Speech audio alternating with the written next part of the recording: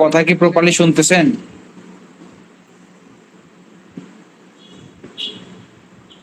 জি sir, শোনা যায় sir. ঠিক আছে, আমি স্ক্রিন শেয়ার করলাম।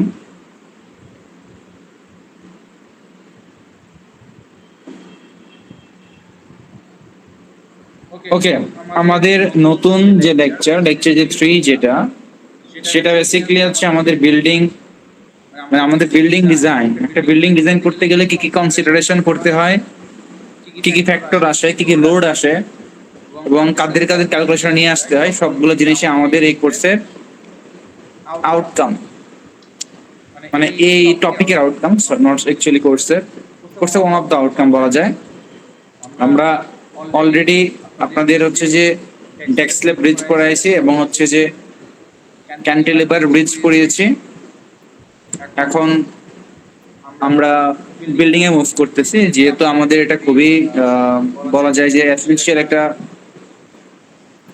কম্পোনেন্ট অথবা স্ট্রাকচার আমাদের দৈনন্দিন জীবনের জন্য। দুটাই খুবই এসেনশিয়াল। লাইক ব্রিজের যেমন এসেনশিয়াল, বিল্ডিং তো আরো এসেনশিয়াল। কোনোটা ছাড়া আপনি আসলে চলতে পারবেন না। বিল্ডিং না থাকলে তো আসলে এখন যে অবস্থা, যে প্রযুক্তির যুগে বা আসলে এই উন্নয়নশীল যুগে, অথবা হচ্ছে যে আপনি যদি বলা যায় মডার্ন যুগে, বিল্ডিং নির্মাণের প্রতিযোগিতা আসলে আমরা লিপ্ত। কে কার থেকে বেশি উঁচু বা হাই রাইজ বিল্ডিং করতে পারি, আমরা সেই দিকেই আসলে মনোনিবেশ করতেছি। যেমন হচ্ছে যে অনেকগুলো টল বিল্ডিং গড়ে উঠেছে এখন পর্যন্ত। বুর্জ খলিফা হয়তো আপনাদের হচ্ছে সবারই জানা, সব থেকে highest building. But in future হয়তো তাকেও ছাড়াই যাবে সম্ভবত। সামনে হচ্ছে যে আপনাদের সৌদি আরবে মনে হয় একটা প্রজেক্ট নিচ্ছে বুর্জ খলিফা থেকেও বড়, হাইটে ওটা থেকে উঁচু উঁচু উঁচু হবে আর কি। আসলে আমাদের চোখের সামনে এত বিল্ডিং, তো এজ এ সিভিল ইঞ্জিনিয়ার আমাদের সবারই এগুলোর প্রত্যেকটা কম্পোনেন্ট কিভাবে আসে, বা আমি যখন ডিজাইন করতে যাব আমার কি কি ক্যালকুলেশন, কি কনসিডারেশন মাথায় রাখা লাগে, সেই জিনিসগুলা জানা দরকার। তবে মজার বিষয় হচ্ছে আপনারা প্রত্যেকেই, আমি যেটা মনে করি, অলরেডি এই কোর্সের আসার আগেই আপনারা slab design, beam design, column design, আর্থকোয়াকের জন্য লোড কিভাবে আসে, উইন্ডোর জন্য কিভাবে লোড আসে, প্রত্যেকটা জিনিসই শিখে আসছেন। আর আরেকটা জিনিস বলে রাখি, সেটা হচ্ছে আপনাদের ক্যান্টিলিভার ব্রিজে ইনফ্লুয়েন্স লাইনের যে পার্টটা ছিল সেটা সময় স্বল্পতার জন্য অমিট করা হয়েছে, বাট ওটা একটা মেজর পার্ট ছিল। বিকজ আমাদের মুভিং প্যাটার্ন কিরকম হবে সেটা আমরা ইনফ্লুয়েন্স লাইন থেকে পাই, এবং সেটার করেসপন্ডিং অ্যানালাইসিস গুলো আমাদের যদি সময় বেশি থাকতো আমরা করতাম। আর আপাতত আমরা চেষ্টা করেছি হচ্ছে যে মোটামুটি একটা যতটুকু না জানলেই নয়, একটা বেসিক আইডিয়া দেওয়ার জন্য। ফার্দার যদি কারো মানে ইন্টারেস্ট জাগে যে আমি বিল্ডিং নিয়ে, সরি ব্রিজ নিয়ে, ক্যান্টিলিভার ব্রিজ নিয়ে পড়াশোনা করবো, সেক্ষেত্রে আমার সাথে যোগাযোগ করতে পারেন। আমি আপনাদেরকে চেষ্টা করবো হচ্ছে যে সেটা বুঝিয়ে দেওয়ার জন্য। আচ্ছা, এবার চলে আসি আমাদের বিল্ডিং এ। সবাই জানেন বিল্ডিং এর মেজর কম্পোনেন্ট গুলোর মধ্যে বিম, কলাম, স্ল্যাব, এগুলো মেজর কম্পোনেন্ট। আর তাছাড়া ফাউন্ডেশন তো আছেই। ফাউন্ডেশন ডিজাইন হয়তো আমরা পড়বো না, জিও টেকনিক্যালে নর্মালি ফাউন্ডেশন ডিজাইনটা পড়ানো হয়। আপনাদের এখানে সুপার স্ট্রাকচার যে ডিজাইনটা আছে, সেই সুপার স্ট্রাকচার ডিজাইনটা পড়বেন। আপনারা সবাই আরসি ফ্রেম বিল্ডিং যেটা আছে সেটা বলতে কি বোঝায় সবাই জানেন। Typical RC frame building, that means reinforced concrete building. তা আমাদের প্রত্যেকটা সবাই দেখতেছি যে আমাদের কি কম্পোনেন্ট থেকে অলরেডি সবাই জানি, এবং কোনটা স্ল্যাব কোনটা বিম এগুলো আসলে নতুন করে আপনাদের জানানোর প্রয়োজন নাই। এখন আপনাদের যদি স্ল্যাব ডিজাইন পড়ে এসে থাকেন, তারপরে আমি রিভিউ করতেছি আপনাদের জন্য। স্ল্যাবের মধ্যে ওয়ান ওয়ে স্ল্যাব থেকে টু ওয়ে স্ল্যাব থেকে, এন্ড সেটা হচ্ছে বেসিক্যালি আমাদের ডিপেন্ড করে এল বাই বি রেশিওর উপরে। আপনাদের সাপোজ এখানে যদি চারটা প্যানেল হয়, চারটা কলাম হয়, যদি একটা প্যানেল হয়, এটা যদি এল হয়, এটা যদি বি হয়, যদি এল বাই বি গ্রেটার দেন 2 হয়, তখন তাকে বলি হচ্ছে আমরা ওয়ান ওয়ে স্ল্যাব। তাকে বলি হচ্ছে আমরা ওয়ান ওয়ে স্ল্যাব। আর যদি এল বাই বি রেশিও যেটা লেস দেন 2 হলে তাকে বলি টু ওয়ে স্ল্যাব। আপনাদের স্ল্যাব ডিজাইনে দুটোই পড়ার কথা। তারপরে আমাদের যতটুকু এই কোর্সের জন্য প্রয়োজন সেটা আমরা রিভিউ করব। এখন হয়তো আপনাদের ইন ডেপথে, ইন ডিটেইলস আপনারা যে রিপোর্টগুলো পড়েছেন সেখানের কি অংশ এখানে কাজে লাগবে। ম্যাক্সিমাম হয়তো আপনাদের হচ্ছে এটা একটা জাস্ট এরকম একটা ফর্মুলা, একটা ফর্ম দাঁড় করানো হবে, যাতে হচ্ছে যে আপনি মানে পুরো একটা ওভারভিউ পান আর কি, একটা বিল্ডিং এর ডিজাইন করার জন্য যে সকল জিনিস আপনার প্রয়োজন সেই জিনিসগুলো যেন আপনি গোছায়া জানেন। আগে আপনারা প্রত্যেকেই আলাদাভাবে হয়তো প্রত্যেকটা কম্পোনেন্ট পড়েছেন, বাট এখন হচ্ছে ল্যাবে আমরা পুরো একটা ডিজাইন কমপ্লিটলি করার চেষ্টা করব, যদি সময় পাই আর কি। তার মধ্য থেকে আপনাদের জন্য অ্যানাউন্সমেন্ট যেটা আছে, আপনাদের ফাইনাল যে কুইজটা আছে সেটার ডেট মনে হয় আমি অলরেডি অ্যানাউন্স করে দিয়েছি আপনাদের শুরুর দিক থেকেই। সেটা অ্যানাউন্স আপনাদের অ্যাসাইনমেন্টের আপনার অ্যাটেন্ডেন্সের যে ফাইলটা ছিল সেখানে দেওয়া আছে। তো এই 22 তারিখে আপনাদের ফাইনাল কুইজটা হবে। দ্যাট মিনস আমাদের হাতে আর মাত্র 5টা ক্লাস আছে। তো হোপফুলি আমাদের 5টা ক্লাস আমরা লাগবে না, আমরা 20 তারিখের মধ্যে আমাদের সিলেবাস শেষ হয়ে যাবে। আর 21 তারিখে হয়তো আপনাদের যার যে সমস্যা থাকবে সেই সমস্যা নিয়ে একটা ওভারভিউ দেওয়া হবে, আর হচ্ছে যে কোয়েশ্চেন রিলেটেড ওভারভিউ দেওয়া হবে। তার আগে যদি সিলেবাস শেষ করতে পারি, আমরা শেষ হয়ে যায়, তাহলে তো আপনাদের জন্য একদিন ফ্রি পেতে পারেন।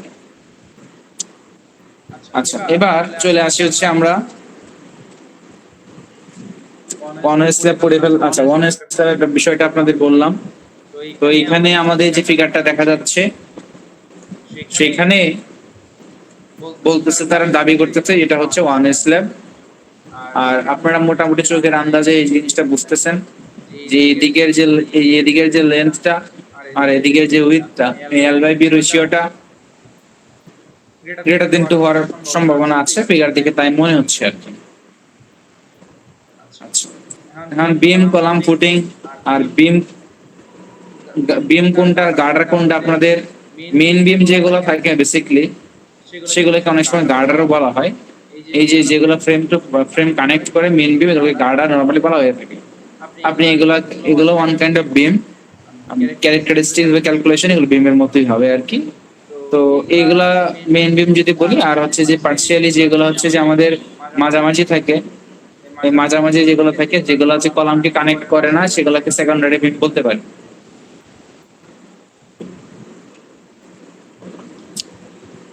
আচ্ছা, এখন কথা হচ্ছে যে আমাদের লোড, এই যে বিল্ডিং এর এই লোডগুলা কিভাবে আসে। আমরা ডেড লোড হিসেবে, আচ্ছা এবার আসি হচ্ছে আমাদের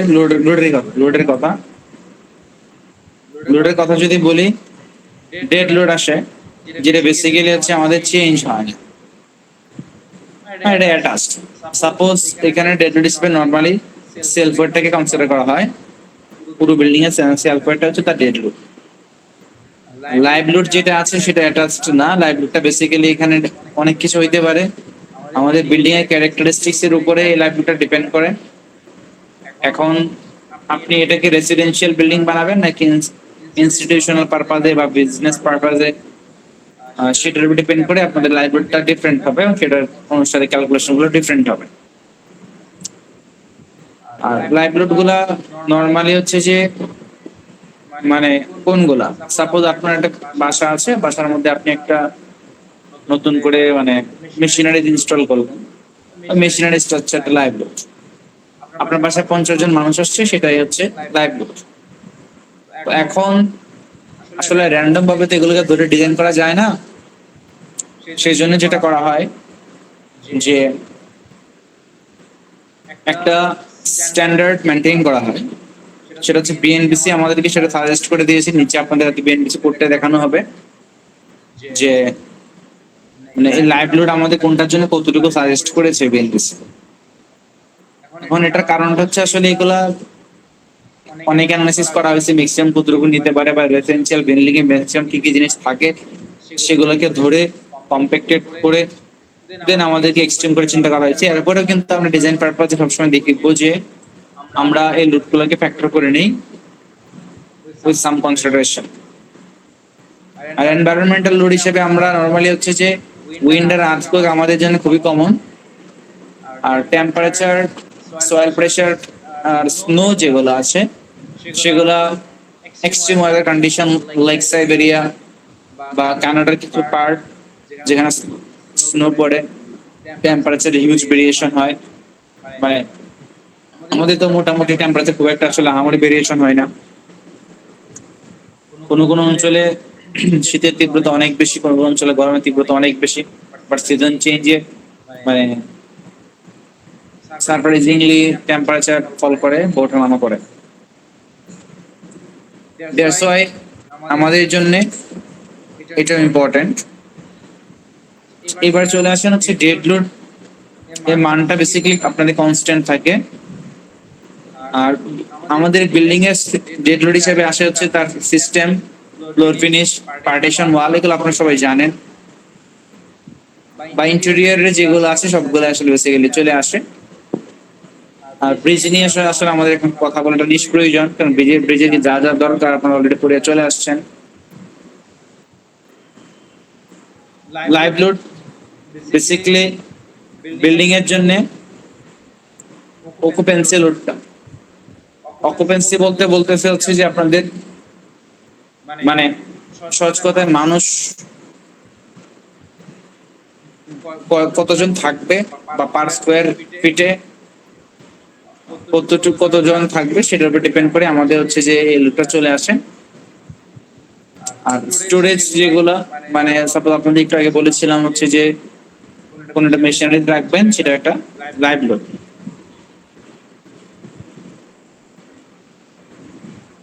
এখন লাইভ লোড কোথাও কোথাও থাকতেও পারে বা নাও থাকতে পারে, বাট আমরা কি করি, আমরা একটা স্ট্যান্ডার্ড মেনটেন করে এটাকে মিনিমাম একটা লোড ধরে ডিজাইন করি।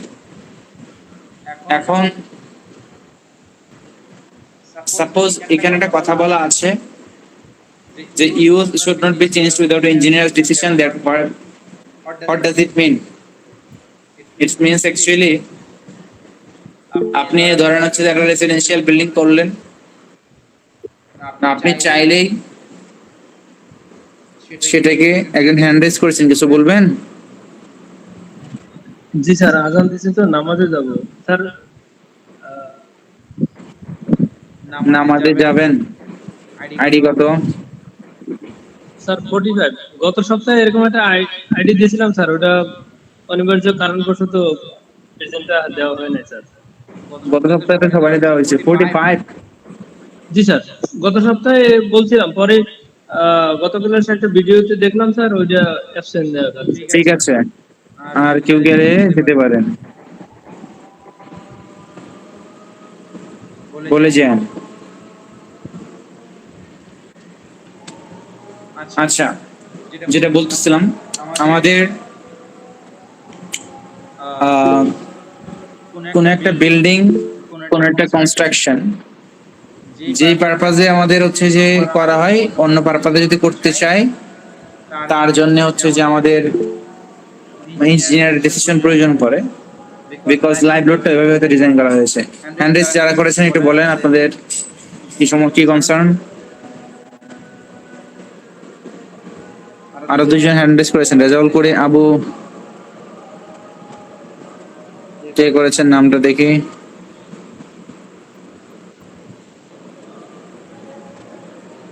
এর মনে হ্যান্ড্রেস করেছেন। স্যার ক্লাস কি এখনো অনেক সময় ধরে চলবে? আচ্ছা, কিছু না বলতে চাইলে কিছু বলবেন কেউ? স্যার বলতেছি ক্লাস কি এখনো অনেক সময় ধরে চলবে? কতক্ষণ চলবে এটা বলতেছেন আপনি? ক্লাস কতক্ষণ চলবে? জি স্যার, জি স্যার। অলমোস্ট 7টা 7টা 5 এরকম তো বাজবে।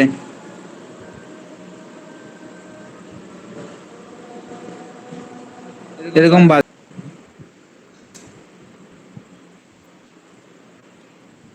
আপনাদের জন্য যেটা বলতেছিলাম সেটা হচ্ছে যে আমাদের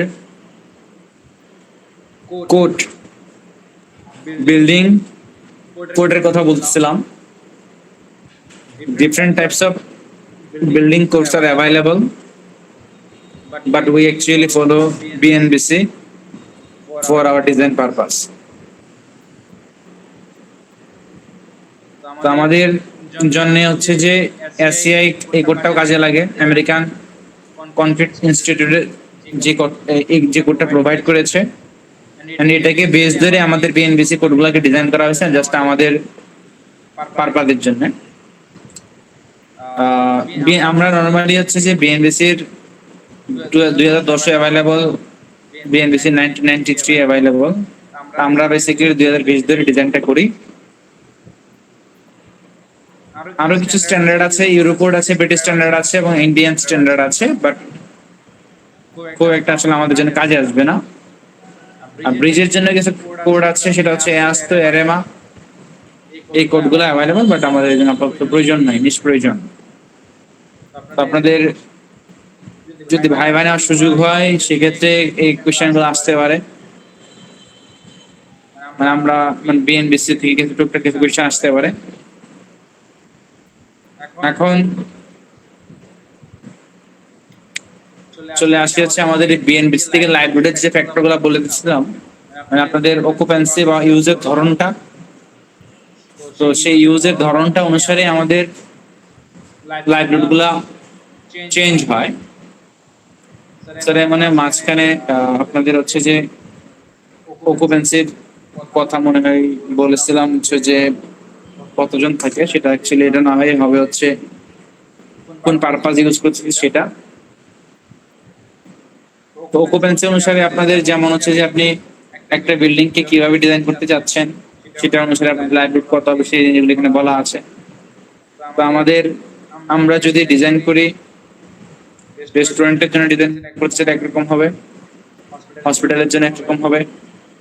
আমাদের নর্মাল বিল্ডিং যেগুলো আছে, রেসিডেন্সিয়াল যে বিল্ডিং গুলো আছে সিঙ্গেল, আচ্ছা এখানে আমরা নর্মাল হচ্ছে 40 পিএস আমাদের জন্য অ্যাপ্লিকেবল, যে সিঙ্গেল ফ্যামিলি ডুয়েলিংস অনলি, অথবা হচ্ছে আমরা এখানে যদি একটু খুঁজি আমাদের অকুপেন্সি যে ক্যাটাগরিটা আছে সেটা আমরা পেয়ে যাব। রেসিডেন্সিয়াল পারপাসের জন্য কত আসবে সেটা পেয়ে যাবো বেসিক্যালি, নিচের দিকে খুঁজলেই। অফিসের জন্য যদি ডিজাইন করতে চান 50,000 করতে হবে। রেসিডেন্সিয়াল পারপাসের জন্য যে রেসিডেন্সিয়াল পারপাসটা চলে আসছে, আপনি রেসিডেন্সিয়াল পারপাসে কার জন্য ডিজাইন করবেন সেটা অনুসারে এখানে লাইব্রেরি গুলো চেঞ্জ হয়েছে।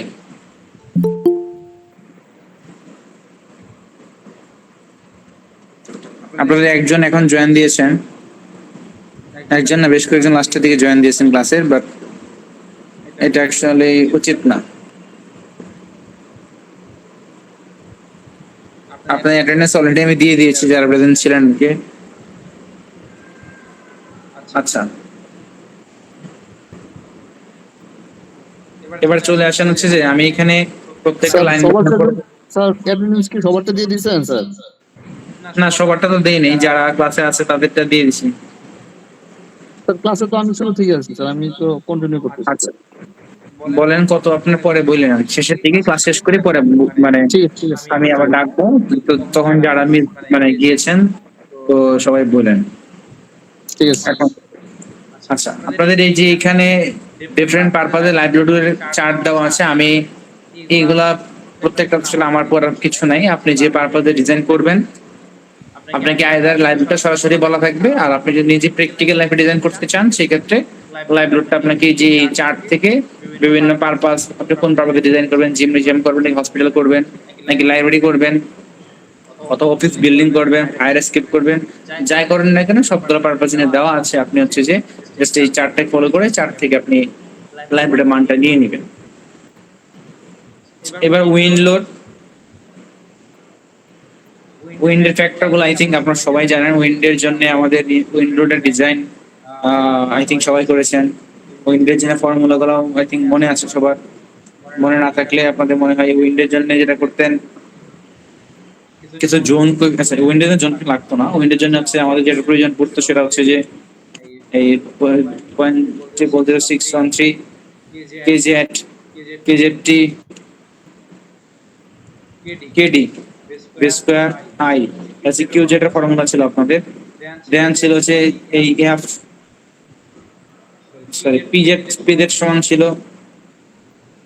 কিউজেড জিসিপিআই মাইনাস কিউজেড জিসিপি, এরকম কিছু একটা ছিল, অথবা যে কোনো একটা ছিল, মাইনাস অথবা প্লাস কিছু একটা ছিল। তো এরকম আপনাদের ফর্মুলা গুলো ছিল, আপনারা এগুলো ইউজ করে উইন্ডোডে ক্যালকুলেশন করেছেন। তো সমগ্র বাংলাদেশে আসলে আমি যদি বলি সামারি, যে উইন্ড লোডের ফ্যাক্টর গুলা বা উইন্ডোর মানগুলো ডিপেন্ড করে আমাদের উইন্ডের ভেলোসিটি কিরকম সেটার উপরে। সাপোজ আপনি যদি ঢাকাতে যদি ডিজাইন করেন, আপনি উইন্ডের ফ্যাক্টর যতটুকু কনসিডার করবেন। আপনি যদি কক্সবাজার গিয়ে ডিজাইন করেন, সেই জন্য আপনার হচ্ছে যে এই লোডিং কন্ডিশন গুলা বা উইন্ডোর ফ্যাক্টরটা আপনার চেঞ্জ হবে, আপনি সেটাকে ধরে ডিজাইনটা করবেন। ঢাকাতে আপনার আশেপাশে অনেক বাড়িঘর আছে, সেই জন্য আপনার কাছে উইন্ডের ইফেক্টটা তত বেশি যোগ করবে না, যতটা না পড়বে কক্সবাজারে যারা থাকবে বা এরকম ওপেন প্লেসে যারা থাকবে, বিল্ডিং গুলো যাদের থাকবে, তাদের জন্য চারদিক থেকে প্রেশারটা আসে, সেটা এবং হিউজ প্রেশার।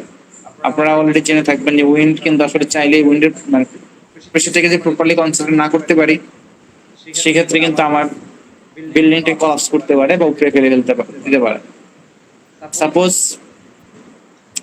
ঘূর্ণিঝড় যখন হয়, তো আমরা আমাদের যে ডিজাইন গুলো করি, আমরা উইন্ডের ম্যাক্সিমাম স্পিড এই পর্যন্ত এই যাবৎকালে যত রেকর্ড করা হয়েছে সেটা থেকে সেটার পারপোজে আমরা কি করে ডিজাইন গুলো করি। সাপোজ ঢাকার জন্য হচ্ছে আমাদের 65.4 মাইল পার আওয়ার অথবা কিলোমিটার পার আওয়ার, কিছু একটা মাইল পার আওয়ার সম্ভবত ছিল। তো এটা কিন্তু উইন্ডের জন্য একটা huge speed. Mile per hour সম্ভবত ছিল নাকি মাইল পার সেকেন্ড ছিল, সেটা আমার মানে একটা খেয়াল নাই, বাট যে স্পিডটা ধরে ডিজাইন করা হয় সেটা অলমোস্ট মানে অনেক আর কি। আমি স্পিডটা পরে আপনাদের দেখাবো, যদি আমরা ডিজাইন করতে যাই পরে এগুলো আসবে আর কি। আর আর্থকোয়াকের জন্য সমগ্র বাংলাদেশকে 4টা জোনে ভাগ করা হয়েছে, আপনারা অলরেডি জেনে থাকবেন এগুলা। ঢাকা আমরা জোনটাতে পড়ি এবং সেগুলো জোনের উপর ডিপেন্ড করে আমাদের এই জেড কোএফিসিয়েন্টের ভ্যালুটা আমাদের চলে আসে। এই যে দেখেন জেডের ভ্যালুটা আমাদের ঢাকার জন্য 0.2, ময়মনসিংহ এর জন্য এগুলো হচ্ছে এক্সট্রিম কন্ডিশন, হ্যাঁ এগুলো হচ্ছে আপনাদের 0.36। আর এই দক্ষিণবঙ্গ যে পোর্শনটা আছে সেটা হচ্ছে একদম মানে আর্থকোয়াকের থেকে বলা যায় যে মোটামুটি ঝুঁকিহীন বলা যায়। এবার চলে আসে হচ্ছে আমাদের লোড ক্যালকুলেশন। তা আপনাদের ইনিশিয়ালি লোড ক্যালকুলেশন আমাদের আজকের টপিকটা শুরু হবে বেসিক্যালি এতক্ষণ তো দালাল পালাম বিল্ডিং নিয়ে। তো আপনাদের লোড ক্যালকুলেশনটা হচ্ছে এখনকার ইম্পর্টেন্ট টপিক। এই যে এখানে একটা বিল্ডিং ড্রয়িং, হিউজ ড্রয়িং দেখাচ্ছে, আপনারা অনেকেই নিজেরাই ড্রয়িং গুলো করেন, নিজেরা অনেকেই কনস্ট্রাকশন সাইডে জড়িত, নিজেরাই এত সুন্দর সুন্দর ড্রয়িং গুলো করেন। এন্ড আপনারা অনেকেই হচ্ছে যে প্র্যাকটিক্যাল লাইফে আমার থেকে এই জিনিস মানে ভালো এক্সপিরিয়েন্স, বাট আমাদের কোর্সের পারপাসে আমাদের ক্যালকুলেশন গুলা জানবো আর কি। এখন আমাদের লোড গুলা কিভাবে যায়, লোড গুলো আমাদের আছে এখানে কিছু জিনিস বলা আছে আপনাদের, মানে কোন কোন প্রসিডিওরে আমাদের হচ্ছে যে এই প্ল্যান গুলো দাঁড়ায় সেই কথাগুলো বলা আছে। সো আমরা বেসিক্যালি ফার্স্টে স্ট্রাকচারাল সিস্টেম আর আর্কিটেক্ট উইথ আর্কিটেক্ট ভিউটাকে আমরা ড্র করি, দেন হচ্ছে স্ল্যাবের আউটলাইনটা ড্র করি, দেন বিমের অ্যারেঞ্জমেন্ট গুলোকে ড্র করি। এইগুলো ড্রয়িং পারপাস ছিল, বাট আমাদের ইম্পর্টেন্ট হচ্ছে এই কথাটা, এটা হচ্ছে ইম্পর্টেন্ট যে লোডটা ফার্স্টে আমাদের স্ল্যাব থেকে বিমে যায়, বিম থেকে কলামে যায়, কলাম থেকে ফাউন্ডেশন যায়।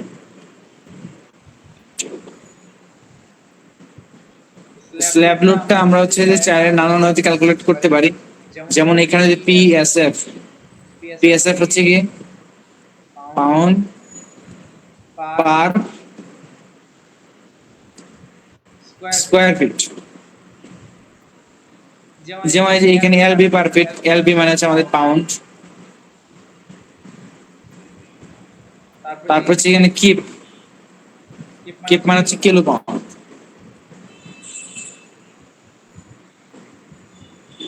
কিপ পার ফিট মানে কিলো পাউন্ড পার ফিট। তো আমাদের আমরা কলাম লোড গুলা নর্মালি ডিরেক্টলি হচ্ছে কিপে পাই। মানে সহজ কথা কিছু জিনিস বলি, স্ল্যাব লোডটা যেটা থাকে সেই স্ল্যাব লোডটা আমরা হচ্ছে যে যেটা করি পিএসএফ এ বের করি। এটার যথেষ্ট রিজন আছে, তো সেই রিজন গুলো আমরা দেখবো সামনে। বিমের যে লোডটা থাকে সেই লোডটা আমরা এলবি পার ফিটে বের করি, কলামেরটা কিপে বের করি বা এলবিতে বের করি। তো এটার যথেষ্ট পরিমাণ রিজন আছে কেন এরকম হয়। যদি কেউ বের করতে পারেন তার জন্য তো ভালো, আর যদি না বের করতে পারেন আমরা একটু পরে দেখবো আর কি জিনিসটা। এখন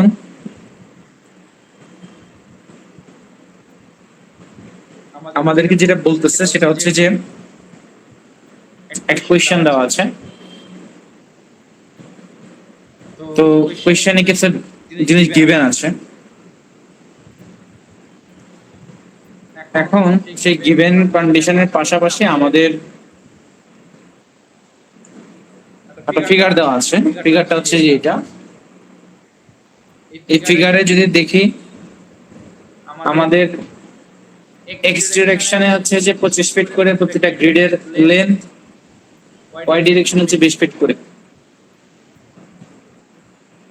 এবং আমাদের নিচের দিকে যে স্ল্যাব থিকনেস সেটা 6.5 ইঞ্চি বলা আছে। তাহলে আমাদের যদি 6.5 ইঞ্চি বলা থাকে তাহলে আমাদের প্রসিডিউরটা কি হবে,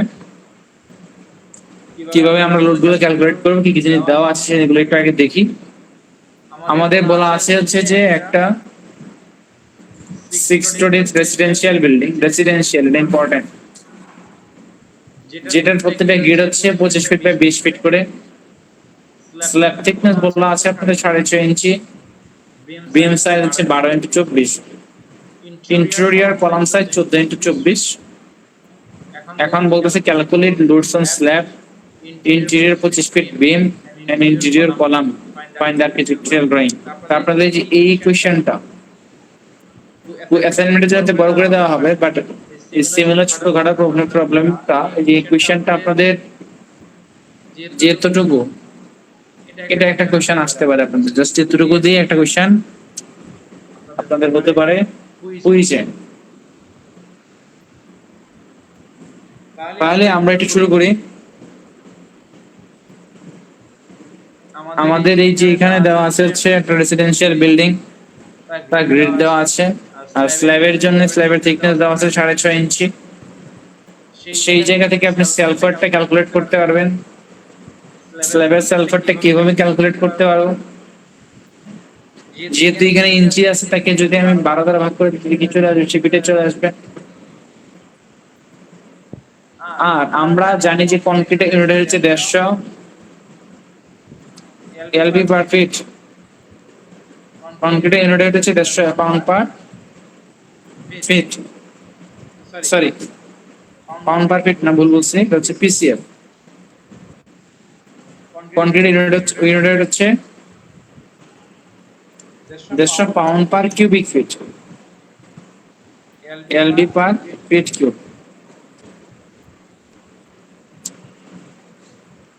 এলবি পার ফিট কিউব অথবা এটাকে বলা যায় যে পিসিএফ। তো সেখান থেকে আমি এই যে এই জিনিসটা হচ্ছে সেলফ ওয়েটের জন্য, আর এই যে এখানে 1 ফিট এটা গুণ দেওয়ার প্রয়োজন নাই, আপনি ডিরেক্টলি যেটা করবেন, এটা কেন গুনছে সেটাও বলে দিই। স্ল্যাবে যেটা করছে যে পার স্কোয়ার ফিটে কতটুকু এরিয়া লোড আছে সেটা বের করছে, অর্থাৎ এখানে পুরো স্ল্যাবের লোড না বের করে সে হচ্ছে যে যেরকম 1/1 একটা স্ট্রিপ কেটে নিয়েছে, সেই স্ট্রিপ থেকে আপনাদের হচ্ছে যে এখানে সেলফারটাকে ক্যালকুলেট করেছে।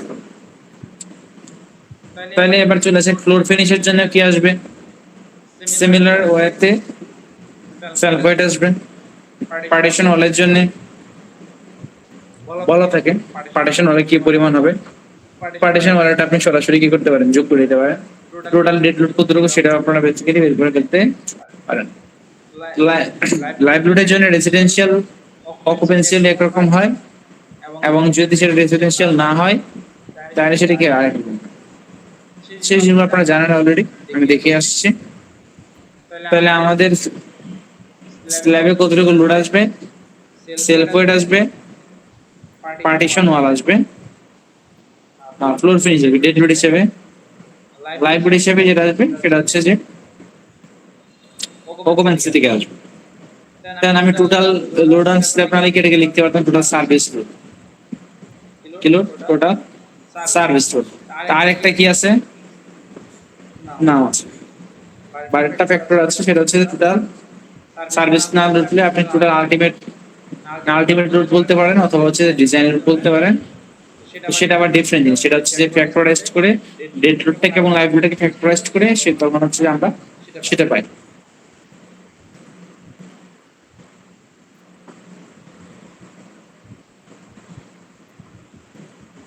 তাহলে আমরা সার্ভিস লোড যেহেতু বের করতেছি, দ্যাটস ওয়াই আমরা জাস্ট সরাসরি যোগ করে দিচ্ছি।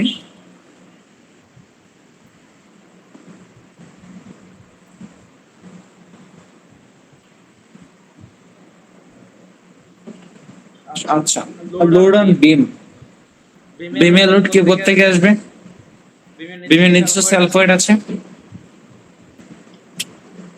এই বিমের নিজস্ব সেলফ ওয়েট কত আমাদের বিমের জন্য, যেহেতু আমাদের দেখতেছি যেটা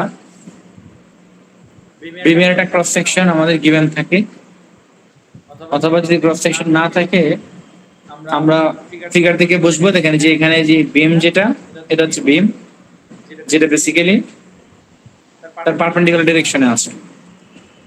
গিভেন কথা যদি বলতে চাই, বিমটা আছে হচ্ছে এরকম পারপেন্ডিকুলার ডিরেকশনে কি আছে আমাদের, এই বিমটা আছে। তাহলে এই বিমটা যদি পারপেন্ডিকুলার ডিরেকশন থাকে দ্যাট মিন্স কি হবে, যেটা হবে সেটা হচ্ছে যে